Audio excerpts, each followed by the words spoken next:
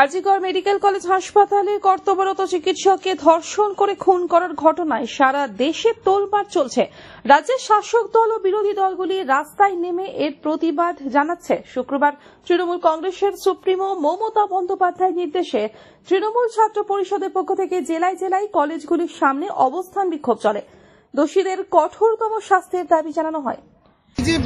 আরজিকরের যে নৃশংস ঘটনা, তারপরে ছাত্র পরিষদ আজকে কলেজের সামনে অবস্থান বিক্ষোভ করছে এবং এই ফাঁসির দাবি চাইছে দোষীদের। কিন্তু তাই নয়, অর্থাৎ অভিষেক বন্দ্যোপাধ্যায় এবং মমতা বন্দ্যোপাধ্যায় দুজনাই বলেছিলেন এই যে আইন, সেই আইনের ওরা মূলত আজকে এখন কি চাইছে?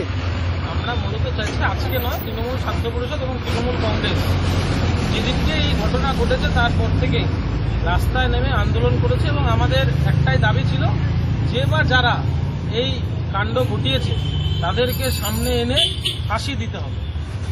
এরকম একটা নক্কারজনক ঘটনা যারা ঘটায় তাদের ফাঁসি হওয়া উচিত এবং দোষীদের ফাঁসি চাই। আমাদের একটাই দাবি, দোষীদের ফাঁসি চাই। এবং আপনারা জানেন 28 আগস্টের মঞ্চ থেকে জননেত্রী মমতা বন্দ্যোপাধ্যায়, জননেতা অভিষেক বন্দ্যোপাধ্যায়, যার নেতৃত্বে তৃণমূল ছাত্র যুবরা রাস্তায় নেমে পড়েছে। অভিষেক বন্দ্যোপাধ্যায় কঠোরভাবে প্রথম দিনই বলেছিল যে যারা এইসব কাণ্ড ঘটায় আইন আরো কড়া হতে হবে।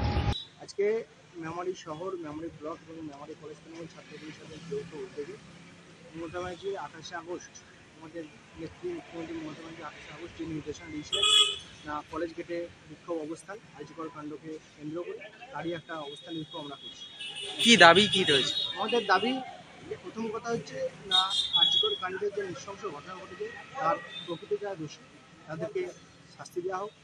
দ্বিতীয় কথা হচ্ছে এই ঘটনার সাথে ভবিষ্যতে যারাই জড়াবে তাদেরকে প্রকাশ্যে যাতে ফাঁসি দেওয়া হয় এরকম বিল সংসদ ভবনে পাশ করানো হোক।